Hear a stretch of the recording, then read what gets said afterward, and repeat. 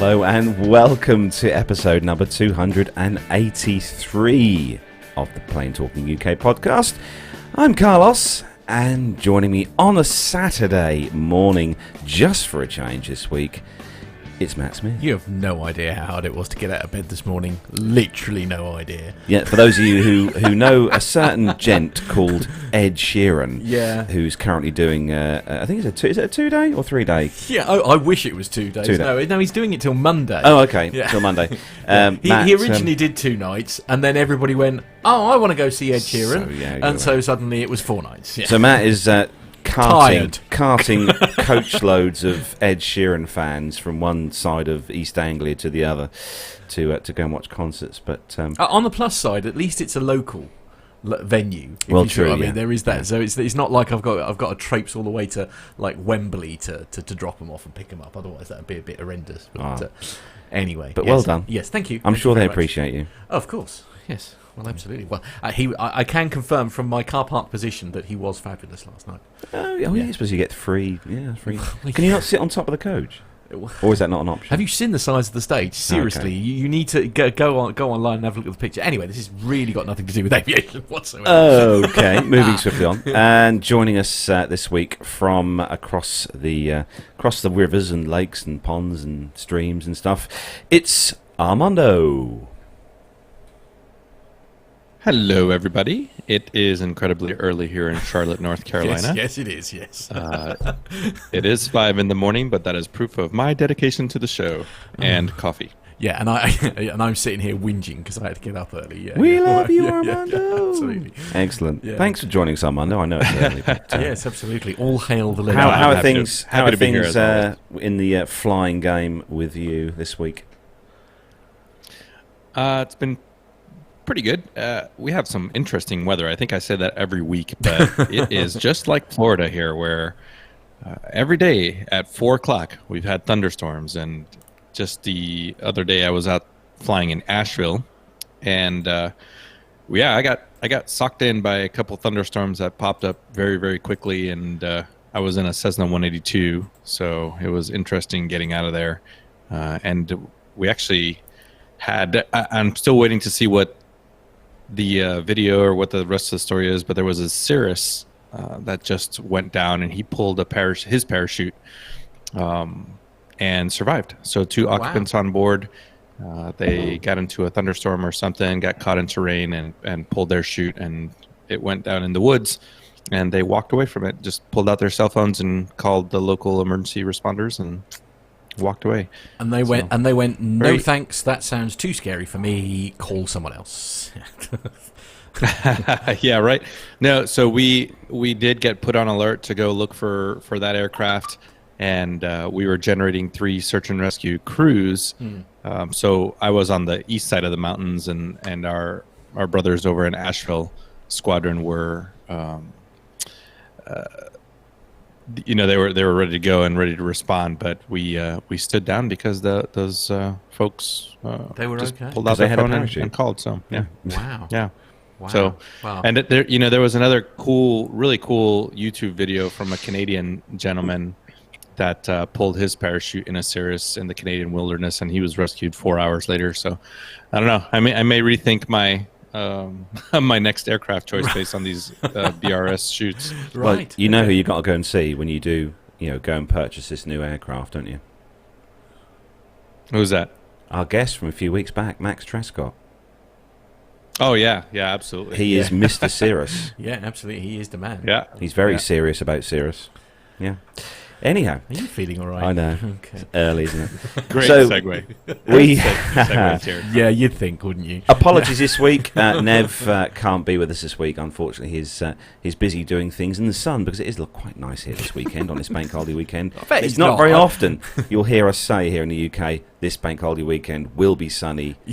But it is. I know, right? How did that happen? So put that one in the diary, Matt. Yeah, okay. Yeah. But we have a special guest joining us this week, all the way from Australia, and he's joining us via the realms of Zoom. So welcome onto the show, Ben Jones. G'day guys, how's it going? It's great to be on the show.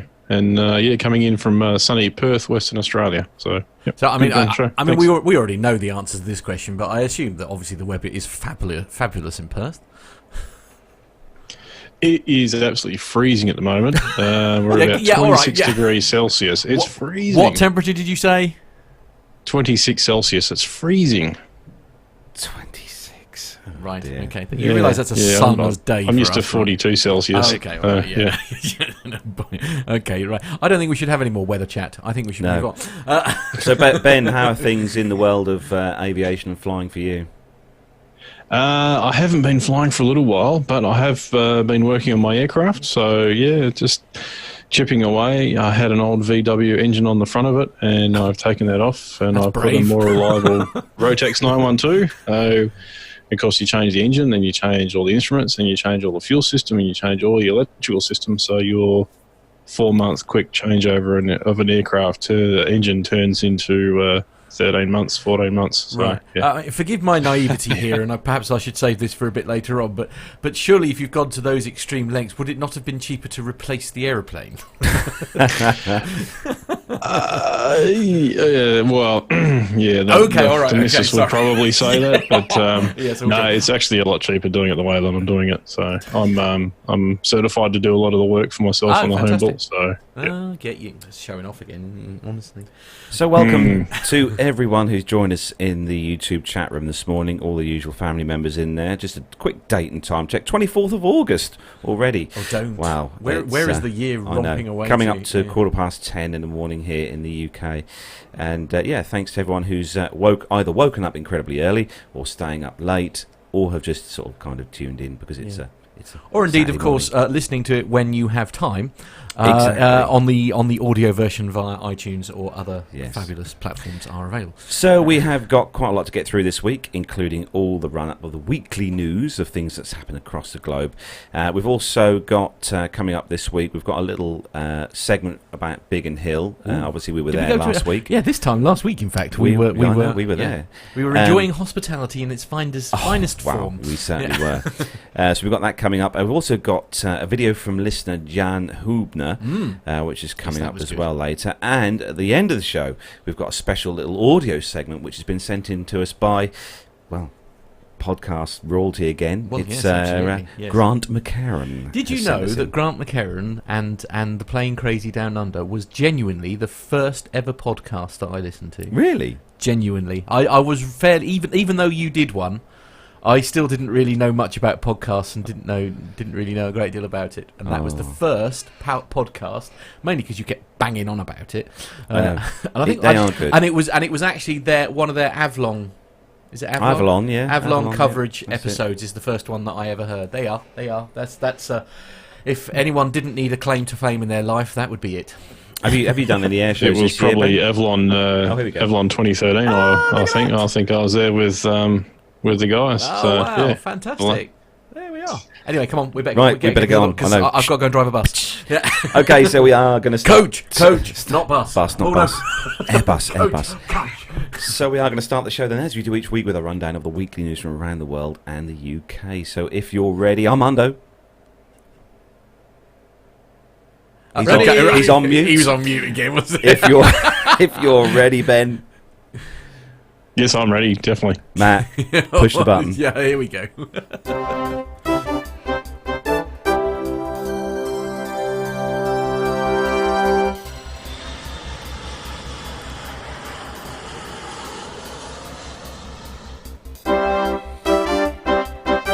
So, kicking off this week's first news story on the mirror.co.uk website, and good news for anyone who lives in the UK and wants to go and travel on the A350, Virgin's new A350 to be exact.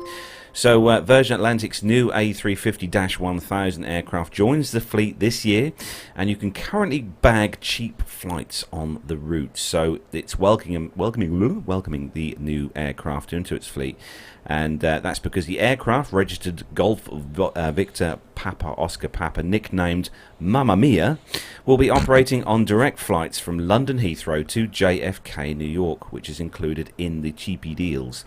So you can currently snap up return flights from £272 per person on the JFK route based on economy light tickets in October and November. It's not just New York flights, though, which are included in the latest sale. There are plenty more great US destinations, not to mention some tempting deals on Caribbean hotspots like Barbados. And if you go over to Virgin's site, you can check out all the deals there. And it's also worth noting that currently the A350 is scheduled to operate on flights from Heathrow to JFK only. So do check on their website. But it's Do you think news. that's because of the distances and things like that? I think it's a proving thing for them. It's a new aircraft. You know, they've got to get crews used to doing. Yeah, but I mean, if one was using it purely to prove an aircraft, perhaps you'd use something a little bit more local and close to home.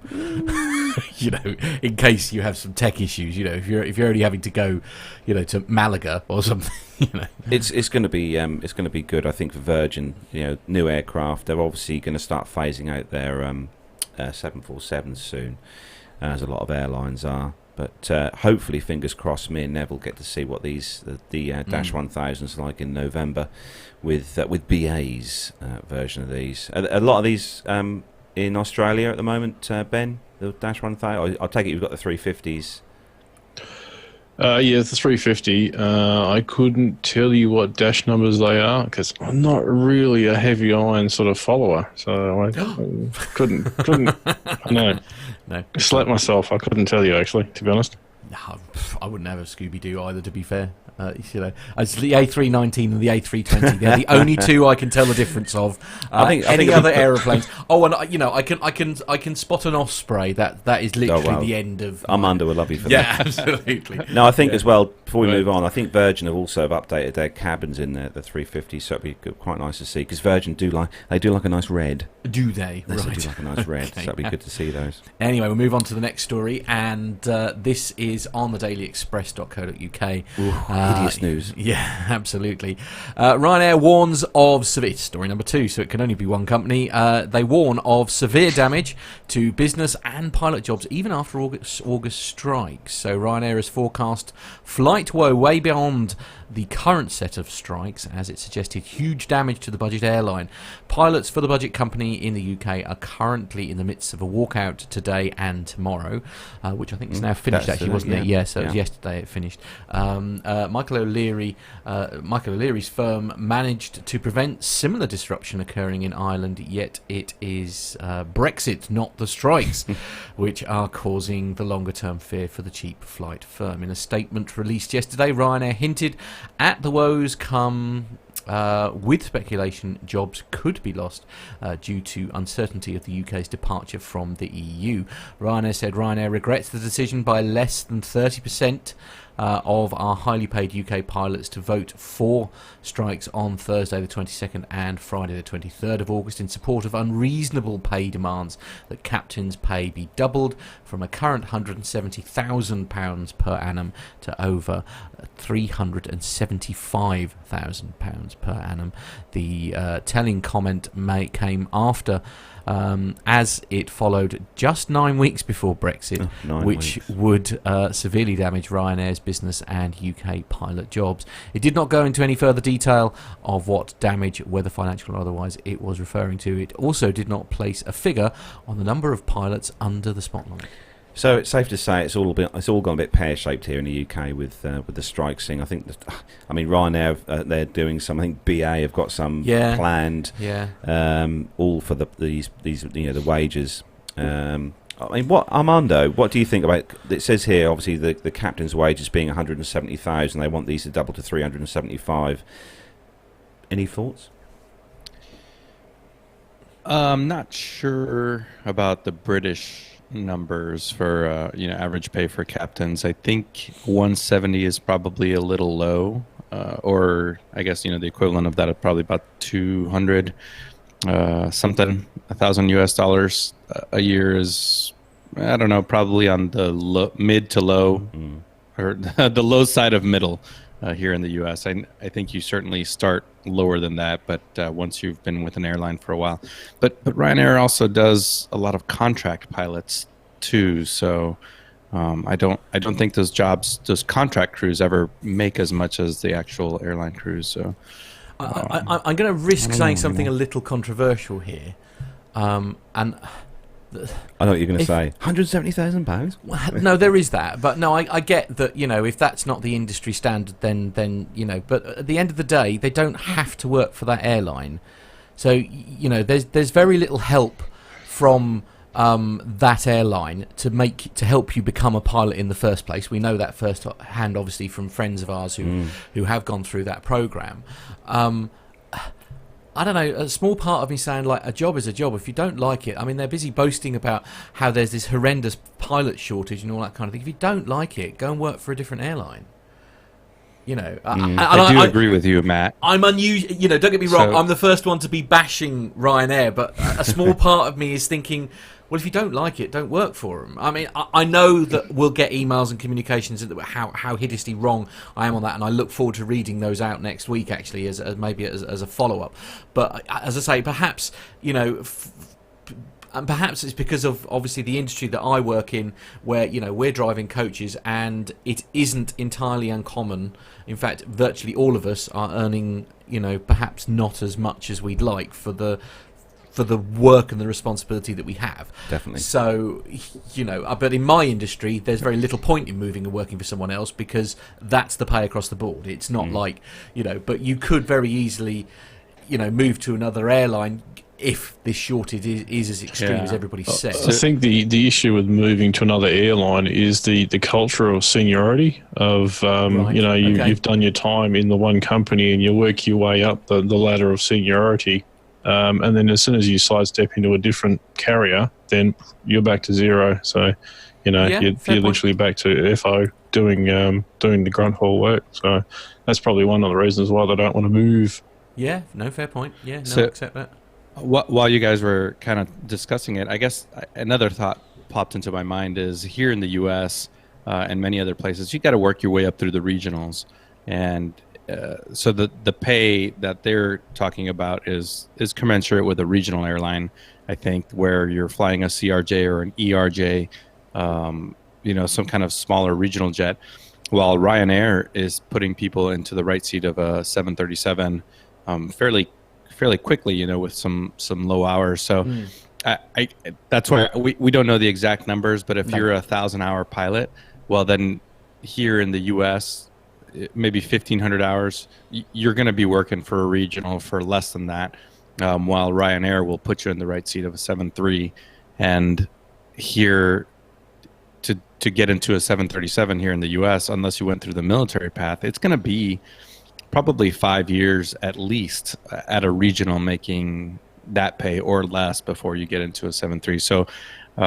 So I guess that's a little bit of a difference that I thought of while you guys were talking. Anyway, hey, as I say, but they're pretty much a regional airline. Yeah, I mean, well, I suppose so. You could argue, because I mean, most flights are sort of average between 3 and 4 hours, don't they? I suppose and certainly in the US, 3 and 4 hours is very common, isn't it? As a sort of almost like a shuttle service, frankly. And I dare say it's the same, obviously, in Australia. I mean, the land mass in Australia is ridiculous, frankly. Well, it's the size of the continental US, basically. Yeah, so absolutely. Yeah, no, agree. 4 hours from East Coast to West Coast, easy. But anyway, seriously, guys, as I say, do write in with how you feel about that, and perhaps we'll bring it up as a discussion next week. So how much should a pilot be? Yeah, absolutely. Podcast at planetalkinguk.com is our email address. Do send in your thoughts and comments, and we'll have a little chat about it again next week. So the next story, Armando, as Nev is off, we're giving you a BA story this week, and it's all about some rubbish phones that BA have just brought. Oh, shut up. So Apple has scored a new major customer, and that is British Airways. So the airline recently revealed it purchased 15,000 iPhone XR models. That's quite a check. Unfortunately, they are... they are not for passengers like Nev in first class, but instead for its cabin crews. The new phones are part of an effort to give flight attendants better ways of delivering a personalized customer experience, and it follows a trial in which senior cabin crew received new iPad models on every flight. British Airways said the iPhone XRs will come with pre-installed apps that will allow its crew to offer tailored assistance during its flights. For instance, a crew will be able to see and adjust customer information from the phones, including being able to confirm details of new bookings when flights are delayed or canceled, book special meals, or amend passengers' preferences. British Airways offered this example from a crew member using an iPhone XR. Recently, when a customer realized that he had forgotten to order a special meal, he was really impressed when I quickly took out the phone, logged on to BA.com, and ordered a meal for his return journey, all within a matter of minutes in the middle of the flight. It felt so rewarding to be able to immediately resolve the situation for the customer. All of my crew reference guides are also loaded onto the phone, so everything I need is in my pocket throughout each flight. It really made a huge difference already. While it seems likely that it will certainly provide valuable insights to crew members so that they can deliver premium customer experience, one can't help but be a cynic and wonder if it also means crew will now be spending much of their time staring at phone screens instead of actually interacting with the passengers.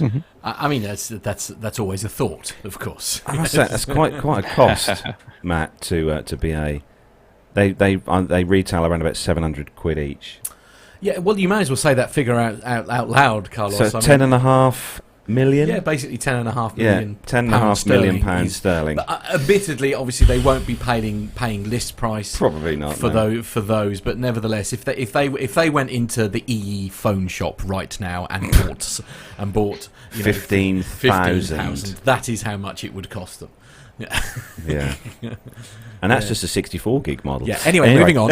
Because we all know how much you love rubbish phones. Yeah. Shut up. So, Ben, the next story is all one for you.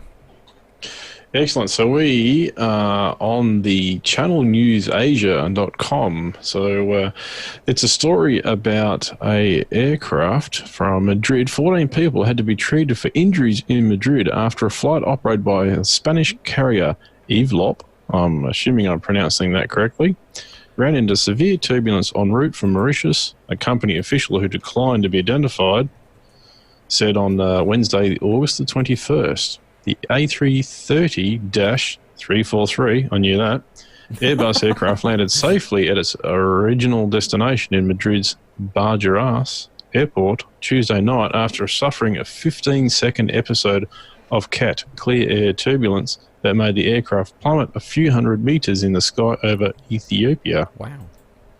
3 crew members were amongst those injured, all of them only lightly injured. The company's source said 11 passengers had ignored the seatbelt warning activation before the plane flew into the turbulence zone. Wow. The El Mundo newspaper on Wednesday quoted one passenger as saying the plunge had sent various people flying towards the ceiling and floating in the air like you see in the movies. We all thought we were going to die, he told El Mundo, adding that upon the safe landing, the passengers applauded the crew and hugged each other. Oh, how nauseating. One passenger who only gave her first name, Ma, told Radio Sedena that the plane plunged like when you hit the fairground attraction. We saw many passengers fly literally over the seats, some hitting the ceiling and some of us sitting the seats beside them. The airliner said the seatbelt warning activation before the plane flew into turbulence zone. So interesting. Some people did not adhere to the seatbelt warning. Yeah. What a surprise! We hardly ever cover stories like this, do we? No. Stories of passengers injuring themselves, not doing as instructed by their cabin crew. Oh, that is shocking news. I'm guessing, Ben, when you travel long haul, you tend to keep your seatbelt fastened even when you are sitting watching the in-flight entertainment. In-flight entertainment? What's that? So that's Australia, yeah. Australia, yeah. Sorry, you've got a window. That's, No, when I actually fly a lot commercially for work, and I always fly with the seatbelt on because clear air turbulence can happen at any time. So, yeah. I'm sure we'll cover. Actually, Everlop, however you want to call them. They're actually relatively. I had to look those up because I'd never heard of those. They were formed in 2013.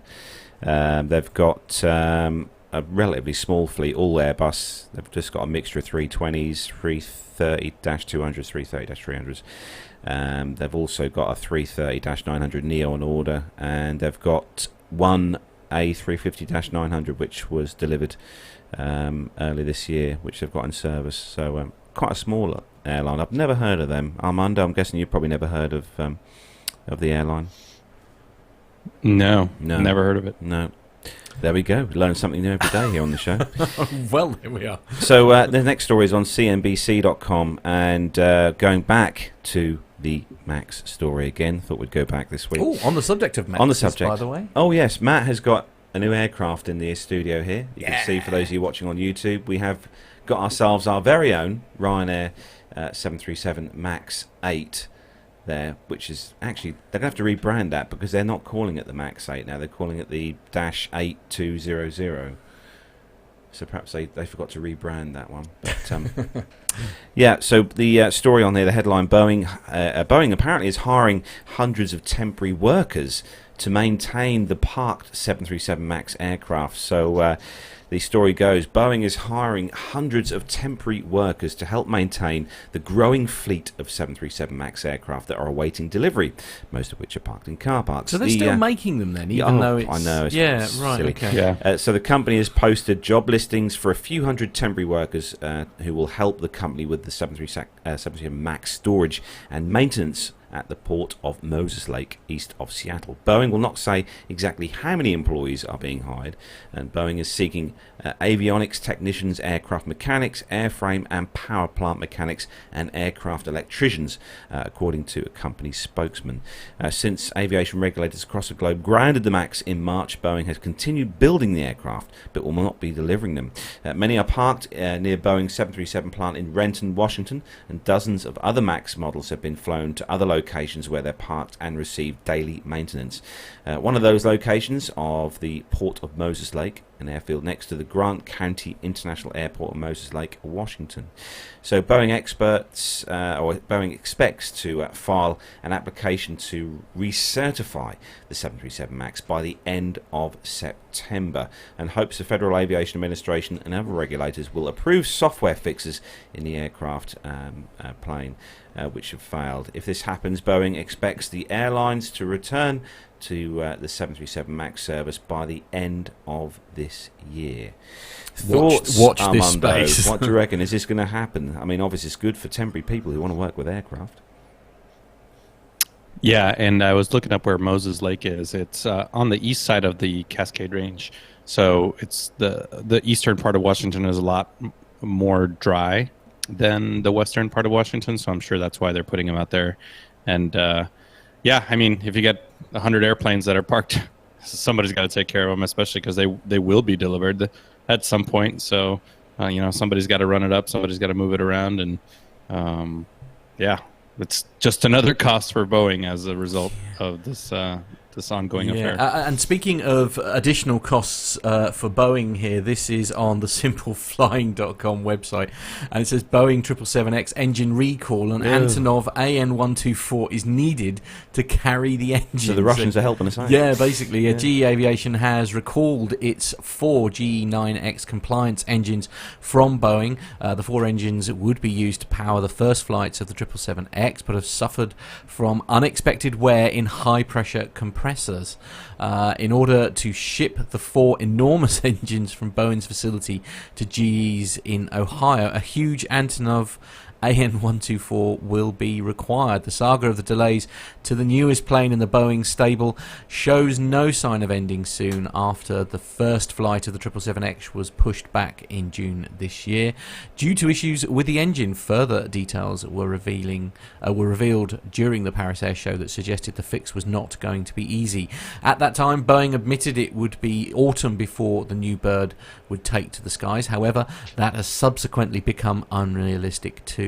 In Boeing's second quarter earnings call, the plane maker admitted that the 777X was unlikely to take its first flight before the new year. This indicated that the problems with the GE9X engines ran much deeper than initially thought.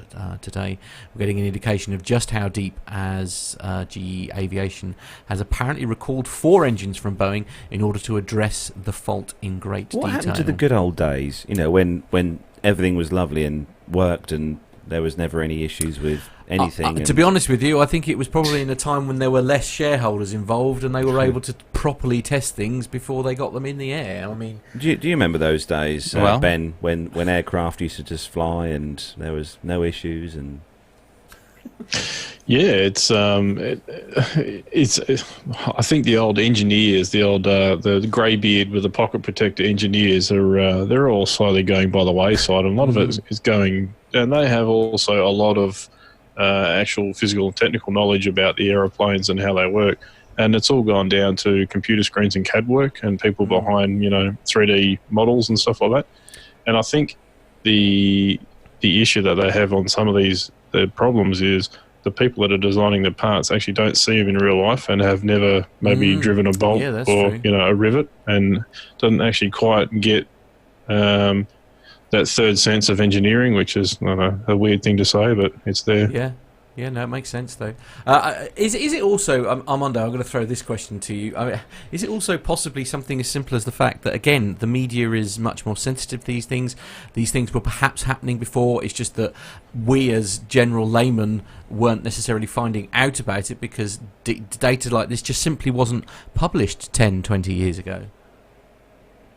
I do agree. That's exactly what I was thinking. Actually, was unless you were in the industry following aviation magazines, you really didn't know that there was problems in Boeing at Boeing Washington, that because there was no internet, there was no instant news cycle that had all this information that we have available to us. Great for podcasting, not so good for everything else. Yes, we're grateful for the content, gentlemen. Yes, absolutely. So the next story, Armando, is all about an airline that we saw at Farnborough. I think it was last year, wasn't it, with the one of their aircraft, the A330. Yes, or the A380. Yeah, this is A380 we saw. But they've obviously got one of these. So yes, carry on, Armando. Yeah. This is from Simple Flying, and it is about Hi-Fly and how they will soon have a new aircraft in its fleet, and they are keen to show it off. It is the A330-900 Neo. Capacity of 371 passengers. This is one dense A330-900 Neo. Here's a look inside, so I don't know if Matt's going to play out the pictures. But one moment, caller. It is in a two-class configuration with only 18 seats. This is one intimate cabin. 3 rows of seats in a 2-2-2 configuration make up the entirety of its cabin. Compared to other aircraft with a 2-2-2 configuration, this one looks quite modern. Furthermore, there are plenty of privacy partitions. Passengers should be in for a comfortable ride. The seats are flatbeds, according to Hi-Fly. These kinds of seats are similar to the ones found on other airlines such as Air India, Hainan, LATAM. The 787 is wider than the A330, so this could be a tight fit, however, with it is similar to the width of Fiji Airways seats. This is very specific. In addition, all passengers in business class will have access to entertainment via seatback screens. Hi-Fly has selected the third-generation Zodiac Rave system. Economy class makes up the rest of the aircraft with 353 seats. Other carriers are seating fewer than 300 passengers on their A330s. However, that is not the only thing Hi-Fly is doing with their A330 Neos. Economy class is in a 333 configuration. 9 abreast is tight on Dreamliners, let alone the A330 Neo. The article goes on a little bit. Let's see. This aircraft is likely to serve as a leisure charter or a wet lease on price-sensitive routes with low business demand, or low-cost carriers could find this aircraft appealing amidst aircraft groundings. There you go. So, and that's essentially their beautiful model, airplane. isn't it? This is the thing. That's essentially Hi-Fly's model, isn't it? So it's people like, say, Virgin or BA, where let's use the Rolls-Royce thing, where you've got several, even at Heathrow, haven't you? You've got several planes on the ground, literally with no engines on because they're away being dealt with. These are the sort of companies, if you like, that are sort of helping to fill that gap, I guess, because they come with crew and everything, don't they? Yeah. No, because we saw the 380 that they've got, the A380 that Hi-Fly uses, ex-Singapore Airlines one, that it uses the old Singapore Airlines interior. This A330-900 Neo has obviously got a whole fresh new interior. But I was looking through the pictures here, and I do think that the business class one just looks a bit boring. Looks a bit. What do you not Functional. think? It looks a bit, square and cornery. And for those of you watching in YouTube, I probably saw the pictures that Matt put up on the screen. I mean, obviously it's nice. We'd all love to fly in business class. Yeah, There's no doubt about that. Let's get this clear. I don't care how square it is if I'm in business class. I'm not going to lie. I just think it looks a bit bland. Yeah. So there we go. That's the word. Just FYI, high fly. Carlos doesn't want to fly in business class or anything because it's very square. Yes. First. First. Right. Okay. Well, compared to last week when we were talking about Virgin's, upper class. Yeah, true. That looked beautiful, huh? Yeah, no, all right. Yes, all right, okay. Anyway, again, all of us are going to be in 68X. Yes, yeah. 400Y. Yeah.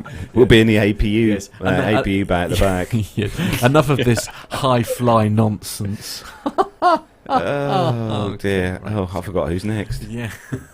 It would be Ben. We're up to Ben. Yeah, that's me. Yep. Ben, you've got a local story for us here. Yeah. So we're on simpleflying.com at the moment, and we're looking at a Wizz Air article. London's Southend Airport can chalk up another airline to the growing list of low-cost carriers. Wizz Air has scheduled 2 new routes from the airport to Europe, as reported initially by Business Traveller. Wizz Air. What's behind that name? Anyhow. Budapest-based Wizz Air is one. That means something completely different in Australia, by the way. Yeah, I'm on board. Budapest-based Wizz Air. Like I say, I've spent enough time with Grant now. I know what you mean. Moving on. Yeah.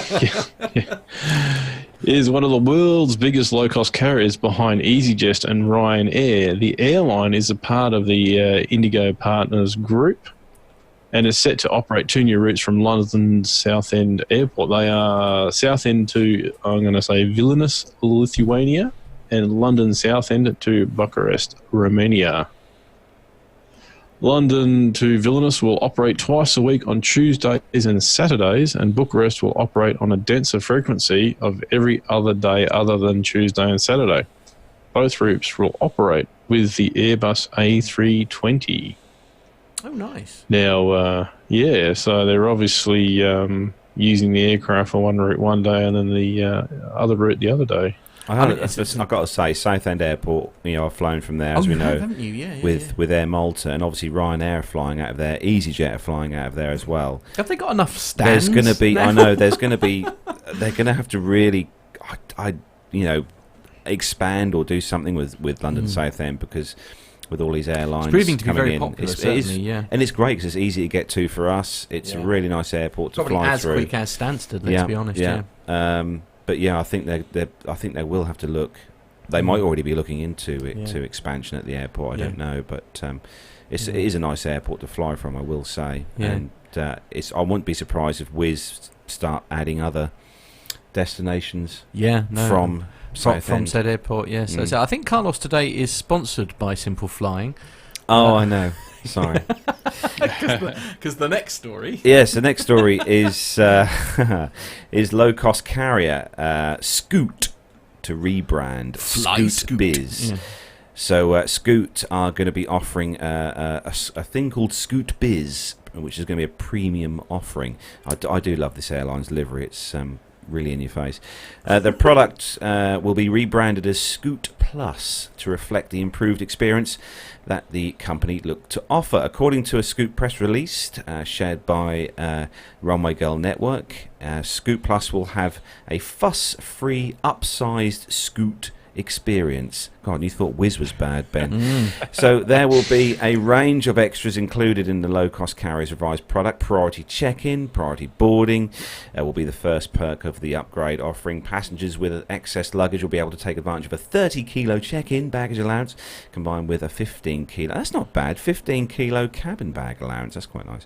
After stowing their bags, they can relax on Scoot's wide premium leather seats with double leg room. Nice. These also come with in-seat power for electronic devices that can be used to provide Up to 30 megabytes of Wi-Fi, Matt. You'll be pleased to know. 30 megabytes? While travelling... What the hell are you going to do with 30 megabytes? While travelling, they will be served inclusive alcoholic and non-alcoholic beverages. 30 meg will literally do one of your photos out of your camera. Thank you. Scoot is a subsidiary of Singapore Airlines Group. Didn't know that. The company launched this brand in June 2012 before merging with Tiger Air in Singapore in July 2017. Since its inception, the airline has served over 60 million passengers and has a fleet of 20 Boeing 787 Dreamliners and 29 A320s. The airline is also set to add 2 more Dreamliners and 37 A320neos to its holdings, and it currently flies to 66 destinations across 19 countries and territories, the majority of which are in China, but also with a significant presence in India and Malaysia. This whole premium things, these airlines are starting to jump on this premium bandwagon now. Ooh, what with its whole 30 meg free Wi-Fi? I know, okay, but right, it's always nice to have more legroom and a slightly bigger seat. Yes, but I think. A 30 meg, that sold it for me. A whole 30 Are you a regular premium user, Ben, or do you normally get stuck in the... cattle class? Yeah. No, I in Western Australia we fly a lot of 717 Boeings, and there is no such thing as business or first class or premium. It's all cattle class, so the entire aircraft cattle class, no IFE, no nothing. We do get a drinks cart with tea or coffee and a toasted sandwich. So my jesting is perhaps rather unfair. You would kill for 30 megs worth of free Wi-Fi then. Yes, I it would be lovely. I've actually, I literally fly 4 or 5 times a month on commercial airlines, and probably in the last 5 years, I say I would have had internet connectivity 3 times on 3 different airlines. Wow. So, okay. Yep. Gosh. It's you get it for your major routes from your Perth to the East Coast, but any of your regionals and any of the interstate stuff, we don't see any internet or anything like that. Yeah, well. What is a chosen airline of choice, Ben? For me personally, it's Qantas. Okay. They have a very good reputation for keeping a constant level of service. Some people say it's not the best level of service, but it's constant. So whenever you hop on a flight, it's everything is the same. Some of the other airlines you hop on, they will actually. I can name the airline now because I don't have family members flying for them. The other airline in Australia, they subrent a lot of their routes out to smaller companies to fly under their banner, and that's where you have your differences in service levels. So, some aircraft you get free biscuits and teas and coffees and stuff like that, and then you hop on one particular route. You get free water, and if you want a muffin and a coffee, that's $15. So yeah. Ouch! Right. Ouch. Yes. No fair point. I just want consistency. Yeah. Stick to a model essentially, and a warm panini. A lukewarm panini. A lukewarm panini. Indeed. Once again, we're sticking with the marvellousness that is simpleflying.com, and the headline is special story for you. When will Delta Airlines retire their Boeing 757s? Not soon enough. With over 100 of the type in their fleet, the Boeing 757 is a very important aircraft to Delta Airlines, serving high-density short hauls and medium to long-haul transatlantic services. The 757's versatility is prized by the carrier. However, these aging aircraft will soon need replacement. As of yet, Delta has not firmly indicated a 757 replacement. There is here is a look at the Boeing 757 and Delta Airlines. So merging with Northwest, the 757 was the only common type between Delta and Northwest. However, Delta only operated the smaller 757-200 prior to the merger. Through the merger, Delta acquired the larger 757-300. Unlike the 757-200, the longer derivative version of is not as versatile and serves high-density routes in the United States. Delta kept a large number of the 757s acquired from Northwest, and the Atlanta-based carrier has kept them in service. The latest count from Airfleet shows Delta operating 127 Boeing 757s with an average age of over 20 years. This puts these aircraft very close to their ideal retirement age. So, what are their 757s like? Deltas. Really? Are you going to make me read this? No. Deltas are configured for two different markets. On one hand, there are domestic and leisure 757 with first class, comfort plus, and main cabin. Meanwhile, for premium and long-haul markets, Delta offers lie-flat business class. Each seat has access to seat-back entertainment. Anyway, yada, yada, yada. I personally love the 75. Do I you? always have. Right, okay. It's one of those aircraft that I I've just had a flown on a bad number experience. of times. Really enjoyed it, and it is what they call it. It's a pocket rocket. Just for the record, it's the article said 127. It's probably down to 126 now because they had that one that had the hard landing in Ponta Delgada. Right, yes. Yeah. Okay. Yes. Yeah. So that's one less that they have to retire. Well, that's true. Yes. That's They've the one sort with of the done it for crumpled them. fuselage. Yeah. That's the one. Yes. Yeah. Yes, very Yeah. beautiful. Yes. Yes. Do you think that'll buff No, out? I think that airplane's probably done. I looked at the pictures the other day, and it's a pretty significant crease right after or just in front of the door two. Yeah. But I'm like you, Carlos. I've always really liked the 757. I don't know. I probably it's a great airplane. Yeah. I just. It's like Perhaps like the Porsche of the airline world. It's just it's really overrated. The engines are way too powerful for the engine for the aircraft itself. And my good friend John Jester, who's in the chat room, he gets to fly all over the world in order to pick up airplanes for his air carrier, and he says that they have some overhauled interiors that are better than anything he's ever seen. So. There we are. Greetings to Dr. Steph. I just saw just flicked into the chat room there. I see Dr. Steph's in the chat room, and also Ray Davis as well. Hello to you, Ray. Nice to see you in the Haven't chat seen him room in the chat today. room for a long Yeah, I know. time. Mind you, it's because we do it for a silly time for the Australians usually. Exactly. Yeah. So next story, Armando, is one that we covered. I think it was a few weeks ago, and this is more info on said story. Yeah, I think we briefly mentioned it after the show had sort of gone off air, but it was still developing back then. But from Flying Magazine, the NTSB has released information that brings some light to the accident that likely induced a lot more adrenaline than race car driving does to 44-year-old professional driver Dale Earnhardt Jr., the son of legendary NASCAR Hall of Fame competitor Dale Earnhardt. Earnhardt and his family were taking a quick 20-minute hop from Statesville, North Carolina, to Elizabethton, Tennessee. They were able to walk away from a fiery wreck after the citation latitude they occupied was unable to stop on the 4,500-foot runway. The Elizabethton Municipal Airport does not have a control tower.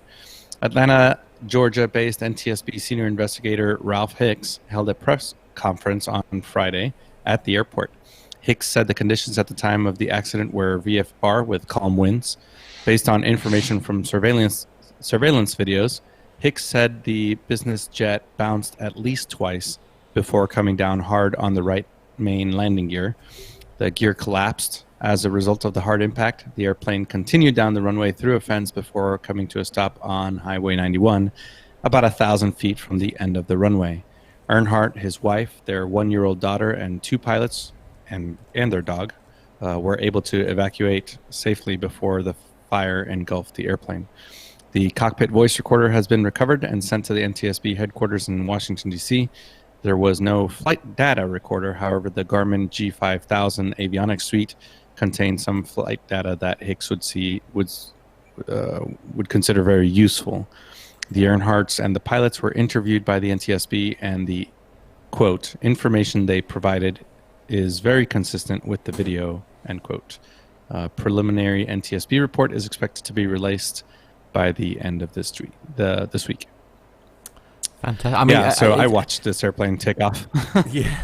Yes, I was in the air. I was in the air in Statesville. I was flying a 172 when they took off, and Yeah, I watched them take off opposite direction from everybody else to head out for that quick little hop over to Tennessee. And I believe the race was in Bristol that weekend, and Earnhardt Jr. was out there to announce the race. So pretty quick flight. And I looked at the terrain surrounding the Elizabethton Airport, and it's pretty challenging terrain. So I think, that may have been part of it. I think time may have been part of it, as in compressed timeline and being rushed or anything like that. We'll let the NTSB do their thing, but they they landed pretty far down the runway, and it was only 4,500 foot runway.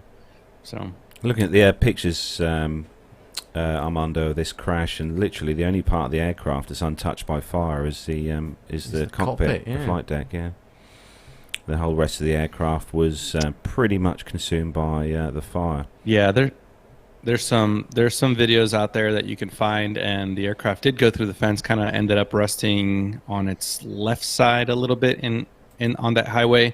All of the occupants were able to get out, and you could see the dog was actually the first one to run out. So the dog is running away. Absolutely.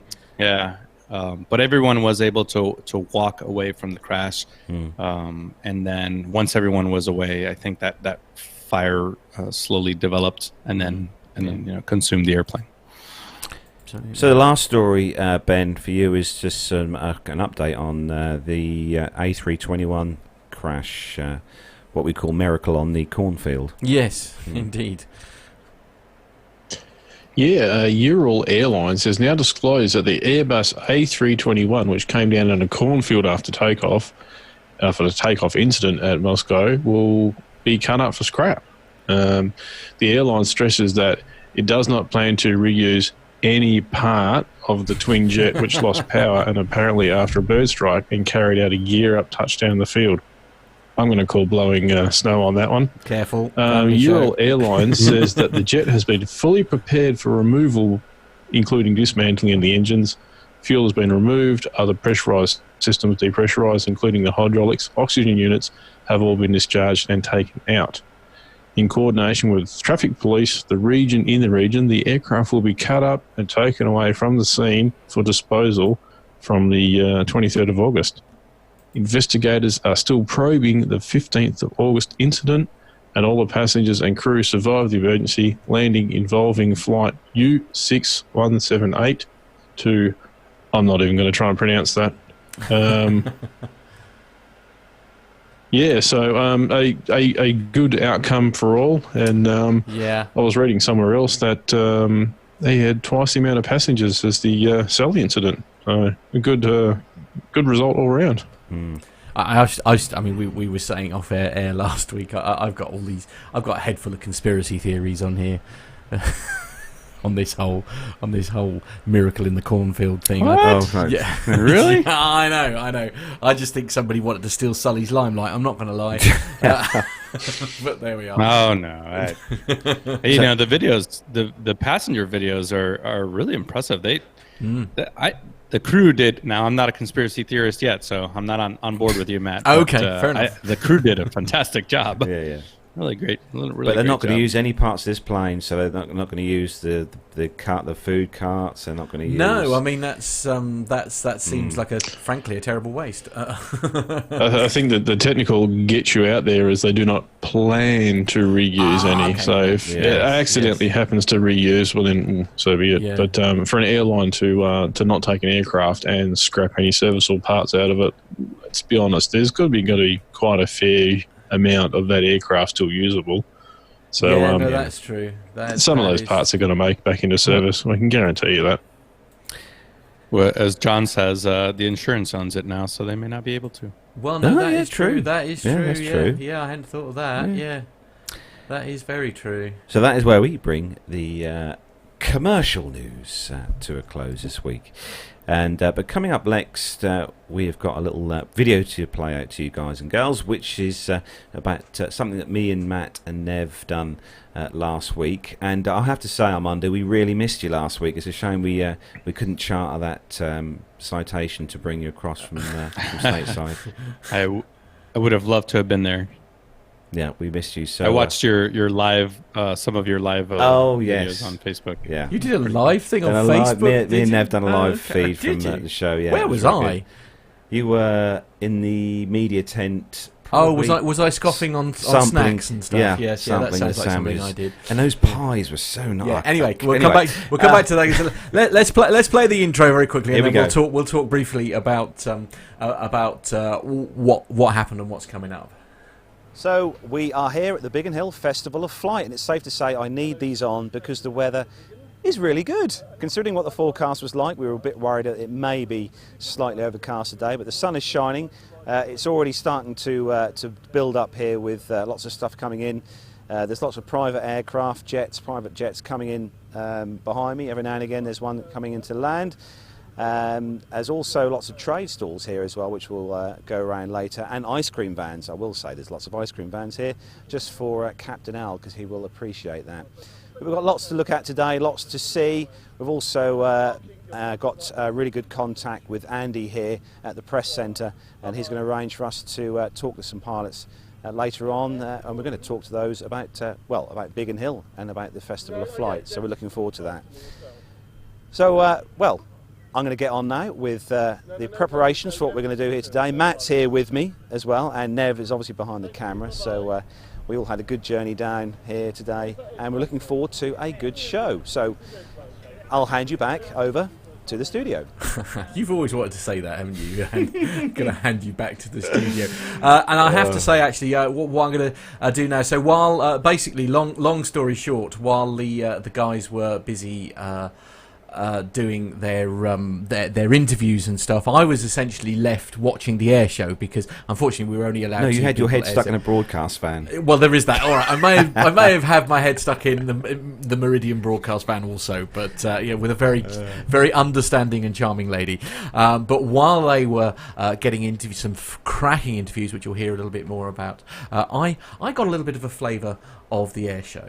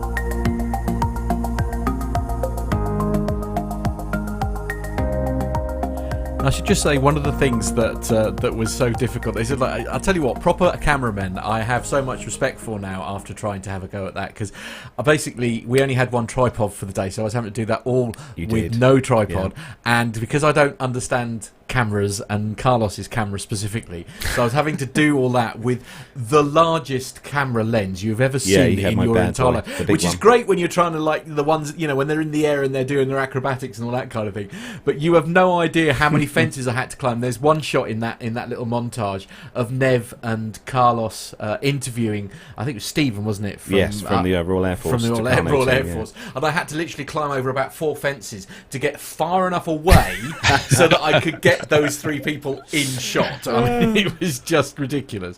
It was. I literally had nothing else to do other than to enjoy the air show while those guys were busy doing that, as you say. And the catering was beyond. It was beyond fabulous. I've never been to an air show before where we were brought food. It was lovely. It was. We had sandwiches and some. What we had? We had some quite posh drinks and other. And those we had these cakes were like these pies and these. Yeah. Oh my word! They were like word. caramel tarts. Oh, they were just. It's like a custard tart, but basically sort of. I only had one. One case is the honest thing. Yeah, and if Gemma asks, he only had actually one. That's it. Absolutely. No, it was really good. As I say, I can't get over how good the day was. It was really good. And we bumped into it was Dan Hannington and David Harris. David Harris. Yeah. That's it. Yeah. Bumped into them. I'll tell you what. Genuinely, if you're ever lucky enough to be at an air show with David Harris, put your phone away, because if you have any, you don't need. If you have any questions about any aircraft that's not even at the show, that man is a walking encyclopedia. He is, I am not exaggerating here. Seriously, put your phone in your pocket and just listen to David, because he is one smart man. I mean, he's like the air show Wikipedia. Oh my goodness me! Yeah, absolutely. But I swear he can go back Oh, he does. Yeah, he can go back decades. years. Yeah, absolutely. But it was a really, really good time. What I mean, your highlights? I think the highlights for me were obviously because of the help that we had from Ali, who was there looking after us. Amazing, the highlights, I suppose, were being able to access behind the flight line and really up close and very personal with the jets that were taxiing right past us. Right past you, absolutely. And which was obviously quite far away from where the public display, the flight line was itself. But no. So our interviews from the show are going to be coming up over the sort of next week. So our first one will be next week when we have the legend that is Nev back in the chair, all being well. We did a little sort of like summary, if you like, or an outro of our day. Well, it's the end of the day, and I think it's safe to say it's been an incredible day. What do you reckon? Yeah, brilliant. I mean, the weather's held out. It was a bit chilly first thing, but it's been really good. Great flying, great crowds, and most importantly, the media food has been very nice. Yes. Wow, we're like 1 minute into the segment and we're already talking about the catering. Yeah. Right, now Al will be so proud. Certainly. Yeah. Can I just point out, guys, that we need to do one thing before we go home. Oh, ice cream. Yes, course, we haven't done the ice creams yet, but we have got some great content for the show. One of the great ones, I think, was the Royal Jordanian Falcons, and me and Nev got some incredibly close access to the flight line. Really, we were standing literally that far away from a Spitfire, and we're also right next door to the Falcons aircraft as well, which was absolutely fantastic. And what about you, Nev? Have you enjoyed the? It's been fantastic, and it's been made all the more nicer by the really excellent hospitality of the media team here. It's made our life so much easier. I think special thanks must go to Colin and Andy and Ali as well, who have been working tirelessly to get us some cracking interviews, which obviously you've got to look forward to over the coming weeks. It's been a great day. Obviously, as we said, with the weather being like it is, it's turned out really good in the end. Better than expected. So but it's been a great show, and as Matt said, we have been really looked after by the guys here at Biggin Hill. And if you probably see behind us there, there's the BBMF Battle of Britain Memorial Flight. Oh, what a view! What a sound, guys! What a sound! Oh, absolutely lovely. So that's it then for the Biggin Hill Festival of Flight 2019. We hope you enjoy all the content from the show. And any last words, Matt? I want my ice cream. Nev? Yeah, I want one as well. Yes. And can I just say, we miss you, Armando. Oh Yeah. And also, I do have a complaint here, because we did nothing but talk about ice cream and then never actually had one. But anyway, can I just say one of the other biggest highlights was the fact that we set the camera up to do that last bit there at the show. When the BMF flight came past behind us, it could not have been better timing. honestly. Yeah, I mean, was so chuffed well, with that. and also Nev, without knowing that was going to happen, I mean, he couldn't have lined that shot up any better, could he? Really, just above our heads as it went through. Anyway, that's why you have a seasoned pro on the job. You see, that's what she said.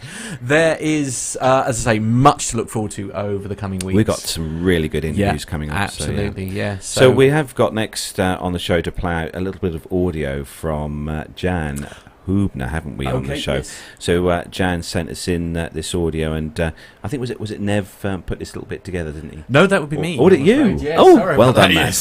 Yeah. So we're going to play out this bit of feedback Yep. from Jan, and then we are going to go straight over to the military. I should just apologise, really.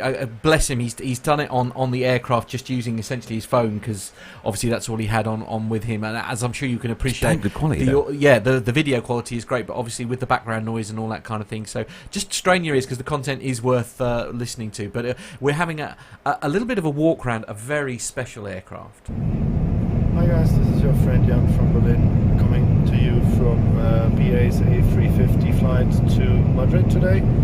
I'll give you a short impression on the onboard product. So what you're looking at is the mini cabin after the second set of doors for Club World, the new suites. Very spacious. I'm in the front and I have to leave a flight attendant through, so sorry for the shaky video. Hope Nev can edit that in post. We have nice Trent 1000 engines there, and from what you look at there, that's a pretty nice seat, well suitable for 14 hours sector or so. So guys, after letting a couple of guys through, this plane is full of AF-geeks and people who are plane mad, like us are. Let's have a sneak peek into World Traveller Plus. That's probably what Nev and Carlos are going to have on their way to Toronto in September. Also a very nice seat. You have slide out footrest, and the seat, I've tried it early on, reclines quite a bit, so it's fairly nice, fairly comfortable, especially in the bulkhead rows. It looks fantastic, doesn't it? There's the lavatories between the second set of doors, and there's a club kitchen where you can find some nibbly bits and bites and something to drink on the long haul sectors. Obviously on the short flight to Madrid there's nothing. And here we are, that's the forward Club World section. That's back in my seat, train A on the way to Madrid. Hope you enjoyed the little tour around the A350. This is a great product, brings BA back to the leading edge in business class and economy class in Europe from my point of view. Thanks for the great work. Always enjoying Carlos and Matt. Have a great time. This is your friend Jan from Berlin signing off the board BA 464 to Madrid. Bye bye, take care. God bless you. Oh, cool thank you, that? Jan. Yeah, thank you, Jan Hubner. Thank you so Jan, much for thank sending you, that. yeah. That was fantastic walk round. That's awesome. Yeah, I know. As I say, there's not many people who can boast that they've been on one of those yet. Which is just I'll tell amazing. you what, BA they do a blinking nice cabin. Yes, it is really nice. Yeah, absolutely. Anyway, we have some very important business to go on that's with. great. Armando, over to you. Yeah, so if you guys are ready, we're going to do some military news for the week and wrap up the show with that. So if you're ready, Ben. Yep, go for it. I caught him off guard. Yeah, absolutely. I'm not on mute. Let's go. Yeah, we're ready in the studio. I was like, click on the link, click on the link.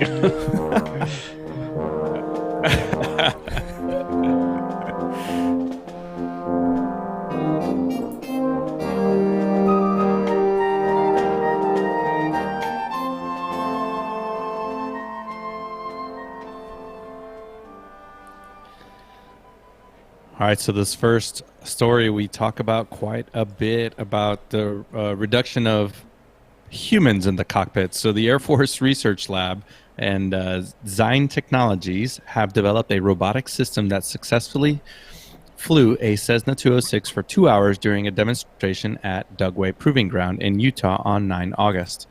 The robotic pilot unmanned conversion program intends for a mechanical robot to fly an aircraft the same way as a human pilot would, says AFRL. The robotic system is called, very original, RoboPilot. Aircraft RoboPilot grabs the yoke, pushes on the rudders and the brakes, controls the throttle, flips switches, and reads dashboard gauges in the same way, in the same physical way a pilot would. To maintain situational awareness, it uses sensors such as GPS and internal measurement unit device. Inertial measurement unit. A computer processes the information from those devices to decide the best way to control the aircraft.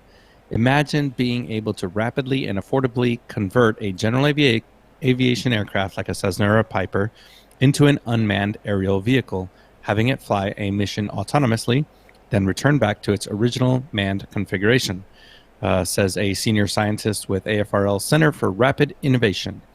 All of this is achieved without making permanent modifications to the aircraft. The installation involves replacing a pilot seat with a frame, holding equipment necessary to control the aircraft, including actuators, a robotic arm, sensors, cameras, power systems, other various electronics. It is not known how long the installation takes or if any special training or equipment is required, as AFRL did not immediately respond to a request for comment.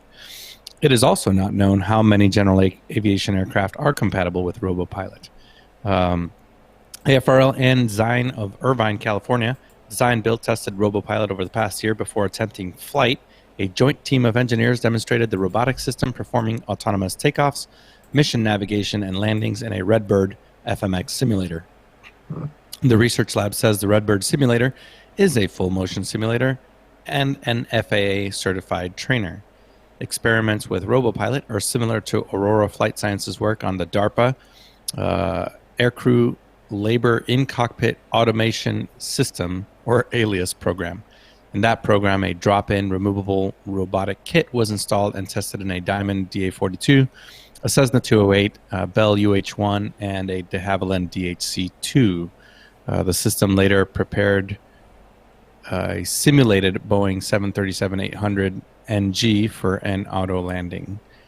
So, pretty cool. This is a little bit different than what we've seen in the past, in that it's basically mimicking a human and is able to read the gauges and operate all of these standard control systems. So that's pretty neat, I'd say. Yeah, that's quite cool. I mean, I was sort of thinking genuinely, if you're doing, I'm thinking from like a military application here. I mean, if you're doing any kind of reconnaissance, it doesn't look any different to a little GA plane just going through. I mean, talk about people more likely to essentially totally ignore it. I just think it looks amazing. Yeah, I feel like there's a so cool. Go ahead, Carlos. Yeah, I just watching the video on there. It is amazing. It's it is because it's an old, to be fair, it's an old aircraft, but the way they've set this up inside with the actuators and all the parts and stuff, it does a bloody good job of flying the aircraft, to be fair. Yeah, absolutely. It's and landing, I will say. Yeah, it landed as well. But, winning. I know. That is pretty amazing. Getting in the air is the easy bit. It's getting it back on the ground safely, I suppose. Yeah. So actually, the next story, there's been a lot of chat in our little BFF, isn't it? Because obviously these guys are over in the States at the moment, which was sad for us actually, because ordinarily they would have been at Biggin Hill, but they weren't. But I know a lot of people in the chat room have been sort of seeing them for the first time and have been very impressed. Yeah, actually, for any of our listeners who are watching over in the US, if you've seen these guys in the US and have got some pictures, feel free to send us some on the show. We'd love to put them on the green screen. Put them on the air, yes, absolutely. So this is on military.com website. The headline: Royal Air Force Red Arrows demonstration team to buzz New York City. So calling aviation geeks in New York, there's plenty of them there, in their first visit to the United States since 2008, the Royal Air Force Red Arrows will perform an aerial demonstration next week over the Hudson River, according to an Air Force news release. F-35 Joint Strike Fighters, the Air Force Thunderbirds and Navy Blue Angels demonstration teams will also be part of the show. Be interesting to see if they all get together and do like a huge formation. So the demos along the Manhattan skyline will feature a 9-ship Red Arrow formation, 2 F-35A Lightning II stealth aircraft, 6 F-16 Fighting Falcons from the Thunderbirds, and 6 F-18 Hornets from the Blue Angels, according to release. Wow, now that would be a hell of a picture. Onlookers should gaze up towards the skies at approximately 9:30. This was on the 22nd, actually, of August. So hopefully someone was there with a camera. So they do say on here that we've never done a Thunderbirds, Blue Angels, Red Arrows flight over the Hudson before. Major Ray Jeffrey, spokesperson for the Royal Air Force, or the Air Force demo team, said, based at Nellis Air Force Base. He told them on Friday. Plus, they have also the 2 F-35s in the mix. He said here it should be an amazing flight. So, Armando. Yeah. So this had sent Matt another link, and the pictures that he's playing out is from the event where they actually did get some pictures from the formation. Super cool. And I've said it before that I'm a huge fan of the Red Arrows, so I love to see them in the U.S. and the pictures of that formation were awesome. Now let's see the next. So they're going to be in New York until I believe tomorrow. So if you get a chance, they're going to be in Washington D.C. for the next 4 days, from the 25th to the 28th. Then up in Niagara Falls, and then they head over to Canada.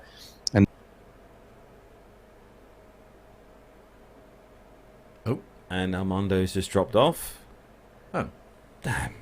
Right through Denver, Portland, Seattle, Vancouver. Oh, geez. Well, I was just reading off. For a bit go over to the Red Arrows. Yeah. Good. I always like talking to myself. My wife. Yeah, says my that wife tells me that too. Have they been over to your side of the pond, Ben? The Red Arrows? No, I don't believe so. I let's just say I don't remember it in the last 40 years. No. Perhaps that's one on their list of to-do list, I suppose. Mind you, I mean, the sheer logistics surely on trying to do that to get over to Australia. I mean, that just sounds absolutely insane. How would that even be possible? There'd be a few stops, I think, en route. A few, right? Okay, yeah. I can't see how that would. Or have you actually, Ben? Have you seen the Red Arrows? Have you been across to the UK and seen these guys? No, I haven't actually been across to the UK. That is hopefully a plan for maybe late next year. What I want to do is hit a lot of the museums and that kind of stuff over in the UK. Excellent, yeah. Sounds good, yeah, absolutely. Well, when you were over here, let us know. Yeah, coincide it with Riyadh as well in July. Come over in July. That'd probably be good. Yeah, definitely. Yeah, it might be an idea. Yeah. So, Ben, the next story is for you on the Popular Mechanics website. Popular Mechanics. Just get rid of some pop-ups. Excellent. Okay. The F-35 Joint Strike Fighter, JSF, is designed to fight against and win the technology advanced adversaries in the world. One opponent it wasn't ready for, however, was the suburban sprawl. Across America, communities living near Air Force, Navy, and Marine Corps bases are up in arms over the single seat flying over their near and their neighbourhoods, disrupting the tranquility of the homes and subjecting them to vacuum cleaner levels of noise. And having personally seen the F-35 fly 2 or 3 weeks ago at Oshkosh, okay, they're loud. Yep. The F-35 Joint Strike Fighter is equipped with one of the most powerful military aircraft engines in the world, making the F-35 a single-engine fighter ensured the need for a particularly powerful engine. The Pratt & Whitney F-135 engine delivers 43,000 pounds of thrust single-handedly, propelling a 70,000-pound aircraft laden with weapons and fuel through the air with the power and agility to defeat threats. And the Stars and Stripes reports on the communities near Boise, Idaho, and their efforts to identify the noise impact of the F-35 based at Boise. The Pentagon is considering basing an Air National Guard F-35 unit at Boise and the 1,099-page environmental impact statement for the base has some grim news. Ouch. I mean, we saw these at RIAT a few years ago, and yeah, I will say they are. I wouldn't say they're the most stealthiest aircraft, as in noise.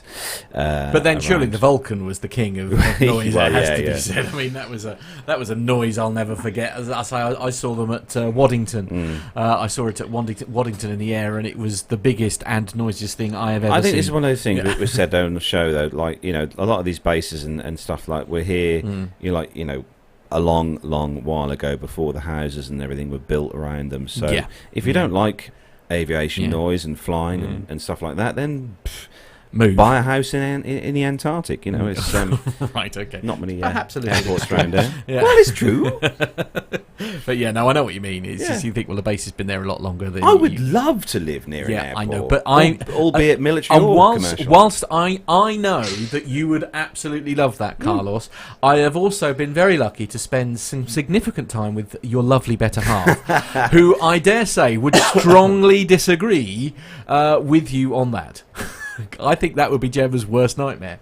You know, she still thinks I'm amazing for having taken the studio out of her kitchen. That's the only reason that we're such firm friends. She secretly misses the fact we don't do the show from the kitchen. No, anymore. She doesn't. No, I can confirm she does not. Bless her. So the last story, Matt, is actually quite. I looked at this. I was quite interested in this because again, something else that would get you into trouble with your wife. It's on the Popular Mechanics website. Trying to find this money. Yeah, right. Yeah, you're going to have to do a lot of discos for that anyway. Yeah. So Popular Mechanics again is the website. The headline is: So, can you actually buy an old warplane? Is $8.5 million a lot of money for an old jet? That depends. So a Florida company is offering a truly unique used aircraft for sale, an F-16 Fighting Falcon fighter jet available for the cool price of $8.5 million.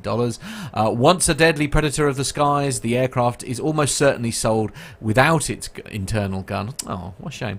Rockets, missiles and bombs. And they're also taking out the radar system, which I think is very mean. Yes, absolutely. Carlos has lost interest. You've lost a sale, sorry. The aircraft previously listed for sale at Controller before being taken down is described as an F-16 fighter jet manufactured in 1980 with 6,000 flight hours. The sale also includes a front aspect photo of the aircraft in question, and the aircraft is apparently in storage in Palm Beach, Florida.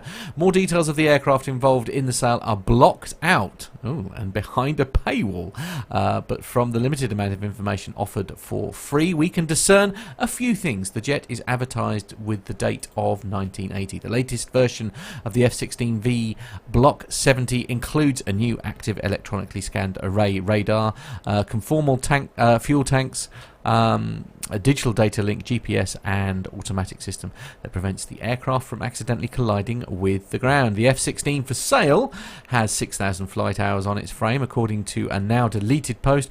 Early F-16s were built to fly for 8,000 miles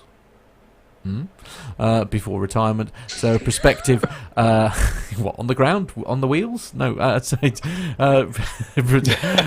would likely have around about 2,000 hours of flying enjoyment. I think they meant hours, not miles, didn't they? Flying enjoyment before having to invest in structural upgrades. Interested parties, should also be aware that fighters can be maintenance intensive. Really?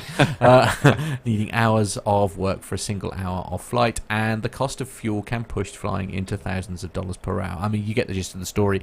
What a great idea. Genuinely, though, I'm amazed that there isn't some rich benefactor buying it for a museum or something like that. I suppose we're lucky in the fact that there are plenty of F-16s still in the air, so, well, that is true. You know, I guess there is that. But, somebody's going to want this, sure. I mean, we obviously got lots of military aviation geeks who watch the show, and you've got to take yourselves over to this Controller website. I'm just looking on here now, controller.com, and I'm just looking through that. There's some real awesome aircraft you could buy here.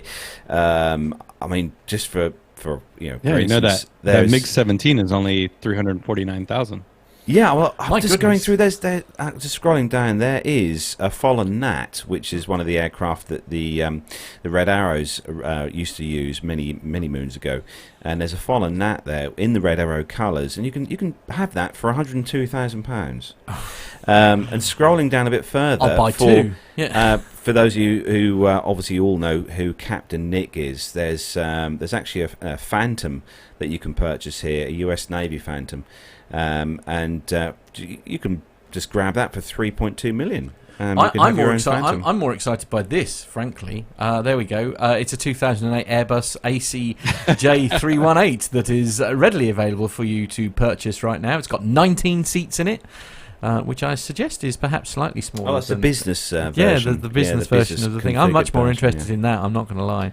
But there's literally pages and pages and pages of aircraft on this website that you can buy. I mean, there's even a Grumman Mohawk on here, right. Which I haven't seen one of those for years, which you can purchase. Anyway, you get the gist. www.controller.com is the website Carlos was talking about. If you want to waste many a happy an hour. There's one for Jonathan Warner here. I mean, I know Jonathan Warner's always wanted his own MiG-21, so he can have one for £203,000. Lovely. I mean, that does sound like reasonable value for money. I'm not going to. You probably get nearly that in scrap value. That's honestly amazing. Yeah. It really is. Yeah, absolutely.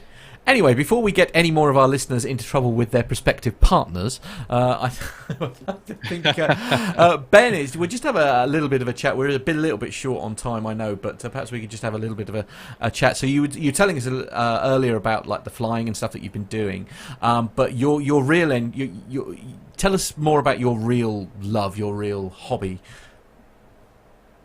My real hobby, which one? Right, okay. Which one would that be? I was thinking more like the flying element, sort of like getting in the air. Cub, yeah. I just at the moment I'm actually not doing a lot of flying due to some family reasons, but I've been doing a lot of work on the aircraft. Hopefully within the next 3 months I'll get that back into the air, which will be really good, because then I go from hiring a Cherokee at to $200 and something an hour down to flying my ultralight for $40, $50, $60 an hour, depending on what I want to do. So Australia is obviously well known for being a ridiculously large country. There's no two ways about that. I mean, do you literally, is the plan literally for like recreational use, or is it more from being able to get going like on family days or whatever from one part to another? I mean, it's just being more efficient.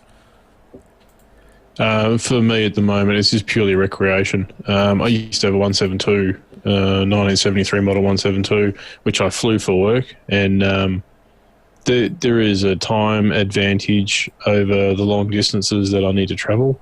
So that we can basically go from point A to point B within nearly a third of the time it takes me to drive. So some of my clients are actually about 18 hours away via vehicle. So we'll do commercial work and commercial aviation flights for that. But the shorter shorter drives of 5 hours, which would be a morning's drive before I go and fix something. If I go and take the 172, that brings it down to an hour 50 minutes. Plus airport exchanges and taxis and stuff like that. So yeah, in the smaller trips away, it makes a lot of sense to take a Cessna with tools and parts in the aircraft. But the ultralight, the Aeropop that I've got now, I don't intend to use it for work, just purely recreation. I'm not saying that it won't be used for work, but it's purely just a fun machine. It's rag and tube, so tailwheel aircraft, 2 seats side by side, 20 kilos of baggage. I've got 45 litres of fuel per tank each side, so 90 litres. I should be burning 16 to 18 litres per hour for a 100 horsepower Rotax engine. So 5.5 hours endurance with minimum half an hour, 45-minute reserve.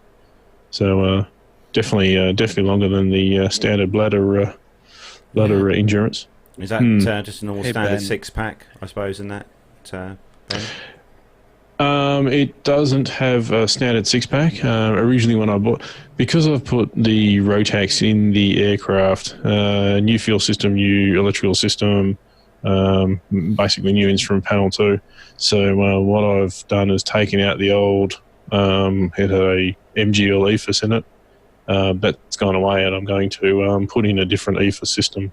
So I'm actually going to gild the lily and go for a glass cockpit in this aircraft. So moving map display, magenta line, all that kind of stuff.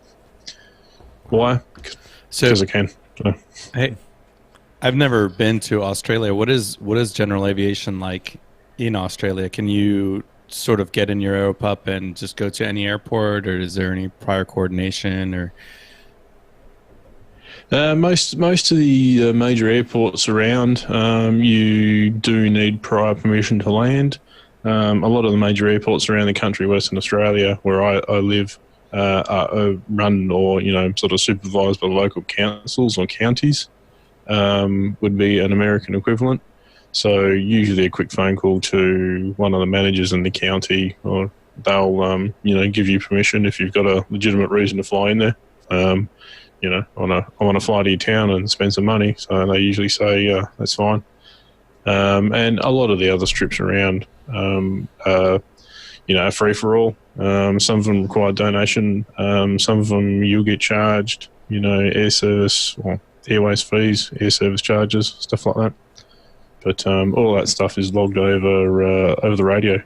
They have computers literally listening to radio frequencies in the local area, and they'll ping your rego details and send you a nice little invoice for $14 for a landing fee. Quite restrictive, then. Yeah, it's not that bad around here. There's only one or two very expensive strips to fly into. There's an island, a holiday island off the coast called Rottnest Island. We used to jump in the 172 and go over there for breakfast. So I actually live 4 miles away from our GA airport called Jandakot. So our Saturday morning routine would be hop in the 172, which is used to be parked about 3 minutes that way by car. We'd hop in there and we'd fly the 13 minutes over to this island and have a nice bacon and egg breakfast, and then walk around the island, and then fly home again. So yeah, that sounds like my idea of flying. I could cope. See, if flying was like that, I could cope with that. Never mind all this, sort of queuing forever in an airport and crap food and all that. There is something very appealing about. I think a bit like when I went up with you, Armando. We went out for a little fly and then went to a very nice pub for a bite to eat. Yeah, that's the beauty of it, isn't it? You get to explore a little bit. And so, how did you pick the Aeropup? The 172 that we owned, I own half of it, and my brother-in-law owned half of it, and he flies for an airline in a oil-rich country, I should say. I won't name it. But he was literally living on the other side of the world and didn't want to own an aircraft on the other side of the world, so we ended up selling the aircraft. The 172 was so easy to fly. I actually had a friend of mine quiz me when we were on short finals at 350 feet. Asked me, should I really be eating a ham sandwich? So at that point, I realised the aircraft it was eroding my skills. So I decided that I wanted to go back to flying tail aircraft, something that required a bit of skills and intelligence. So yeah, I put the word out on social media, looking for, from friends to look for anything like a Piper Cub, Super Cub, anything, rag and tube tail wheel. And lo and behold, a friend of mine said, hey, there's an aircraft in a barn that, I made contact with the owner, and it had only been put in the barn because he had finished building a new home-built aircraft. So he only had hangar space for one aircraft, so he decided to fold the wings and then trailer it home and stick it in the barn. So I went up there and had a look at it, and the engine had some issues which I knew about. We discounted the price of the aeroplane. I bought it for literally cents on the dollar, pounds on the dollar. Wow. And then I threw it on a trailer and drove it home 5 hours. And for a quick 3-month turnaround, about 14 months into it. So yeah. So you were saying before we started the show, you're actually in the process of giving it some upgrades, aren't you? You're sort of making some alterations to its engine, etc. Yeah, because the old Volkswagen engine was a mechanical fuel pump engine. Yep, that's the Aeropup just there. Yep. It requires a different fuel system. The Rotax, you should really run a header tank on the aeroplane. So what you'll do is you pump one of the tanks, left or right tank, into this header tank. Then the header tank is pressurized through a fuel pump, and then it feeds the engine, because you want a constant pressure on the mechanical pump on the Rotax. Mm-hmm. But to keep constant pressure, what you do is you actually have a 0.3 or 0.8 millimeter orifice fuel return back. So there's always a flow of cool fuel coming through the system to avoid vapor locks. And the aircraft didn't have that tank in there, so I've had to fabricate a tank and then stick it up behind the instrument panel. Of course, new fuel lines, new firewall. You change the engine. All the different connecting rods and linkages into the cockpit are all in different spots. So it's easy just to take the entire firewall off and start clean slate. So, yeah. I mean, actually, firewall... On that note, we were having a bit of a joke before we started the show, weren't we? We were saying, like, essentially that from all the upgrades and the work that you're doing to it, is like sometimes you think, is it going to be cheaper and more cost effective, if you like, to change the aircraft? But actually, you were saying that a lot of your typewriter, your skills and qualifications, if you like, are enough that you can do a lot of this work that the rest of us would be sort of either terrified. I suppose being an electrician's handy. Yeah, well, yeah, absolutely. Yeah. I mean, that's that as you say, that sort of it's a bit of a game changer, I guess. Yeah, I'm fairly lucky. I am an electrician, industrial electrician by trade, but I do fitting, turning, machining, hydraulics, pneumatics. I actually do gas fitting too as a part of my work too. So I'm pretty well-rounded and a mechanical person. So yeah, so using a TIG welder to weld up some frames and doing machining on 4130. I've got quite a bit of machinery sitting in the workshop to be able to do that. Well, I mean, it sounds like an absolutely fantastic. Just looking up the price, actually, enterprise to buy one of these. There's I'm just wondering what the price of an Aeropup would be. Just found one of these on. It's actually you're not going to get that in your garage, I know that, don't you? On an Australian. This is on. You will actually. If you can put a single car in the garage, you'll get one of these in there. Oh, okay. Yep, 2008 Aeropup 2-seater, 36,000 Australian dollars. Which converts at the moment to around about 20 grand. UK money. For what it is, that doesn't not really, too bad. No. And that for that $36,000. So all disclosure, I'm a sales agent for Aeropup 2, which is on the side. But at the moment, we're selling kits for $24,990, so 25 grand plus tax in Australia. That gets you the entire fuselage. It gets all the pieces to build the rest of the aircraft. So the wings are all come in components. You got to build the wings up, and then you put in all fuel tanks, fuel systems, and then you cover it, and then you paint it, and then you put the wheels on it. Mm. So that kit gives you everything except for instruments, engine, and propeller.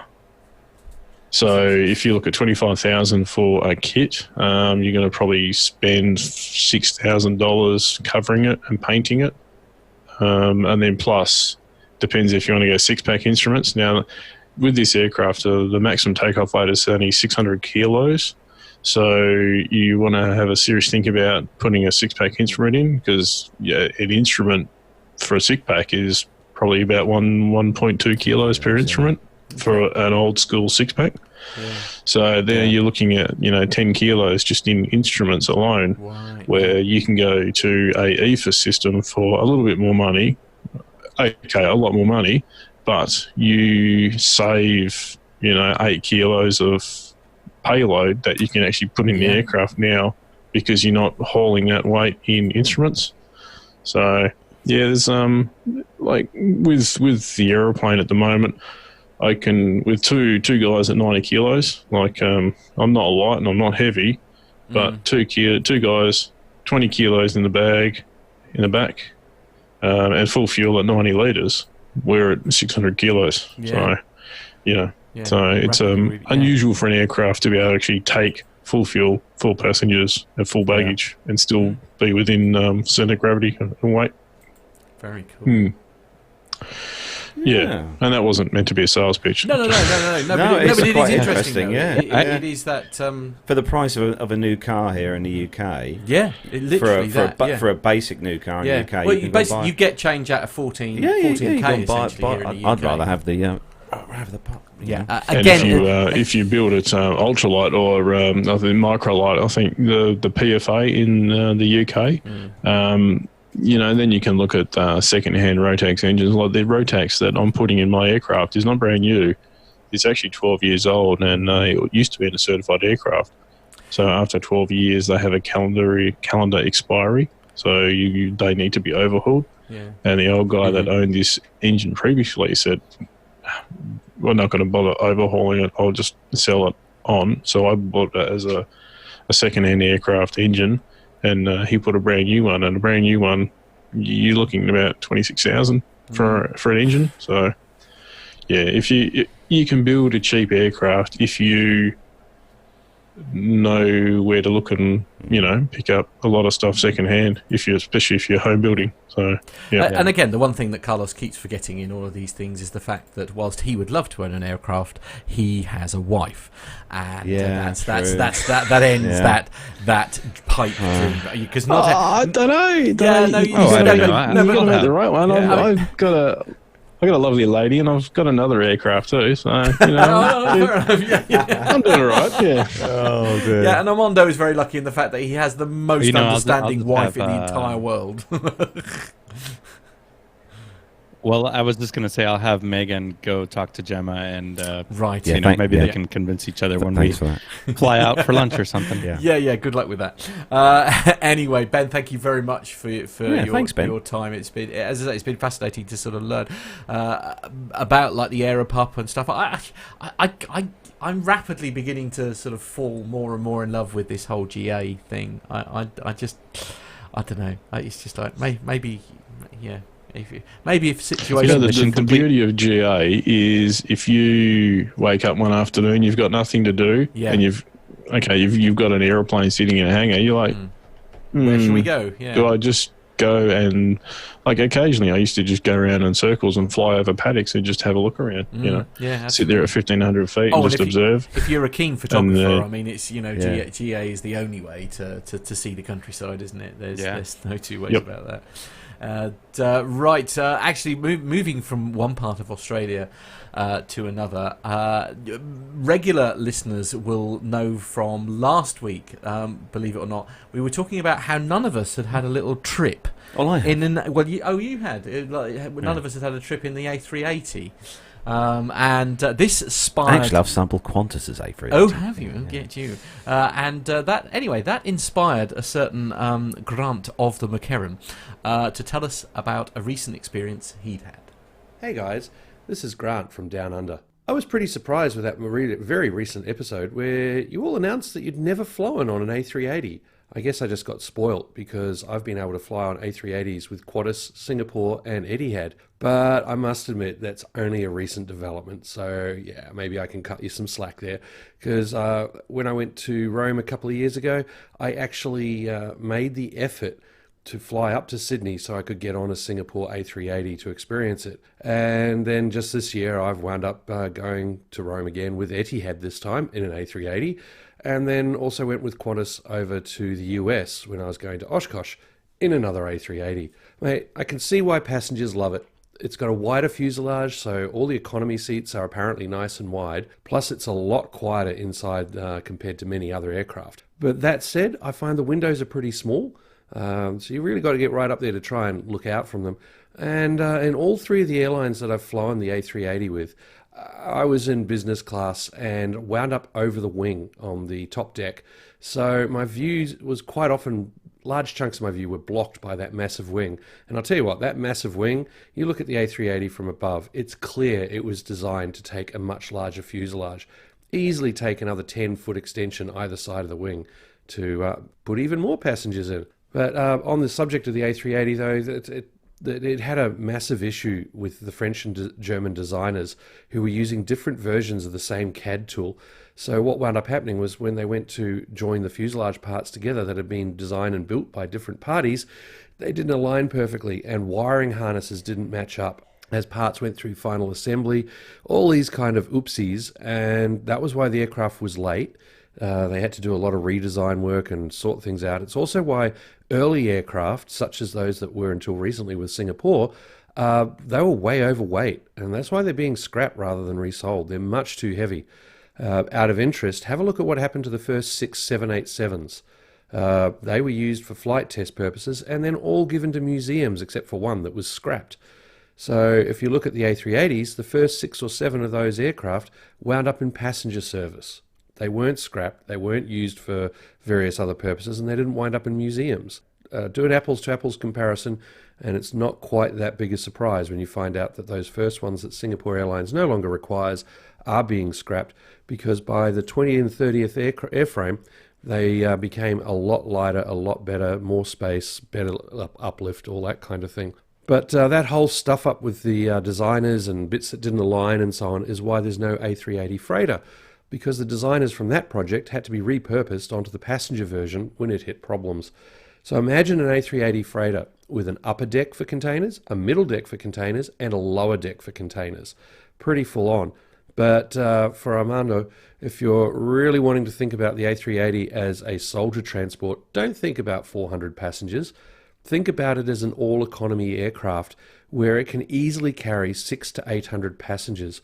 There's been some designs done for Hajj all-economies where they're taking people to Mecca. Some Japanese airlines were looking at the potential for an all-economy one for internal Japanese or inter-Asian flights, and they are easily 700-800 passengers. So that's a serious fuel burn savings per seat, but then you got the problem of trying to fill them. And I got to say, not every A380 flight is full.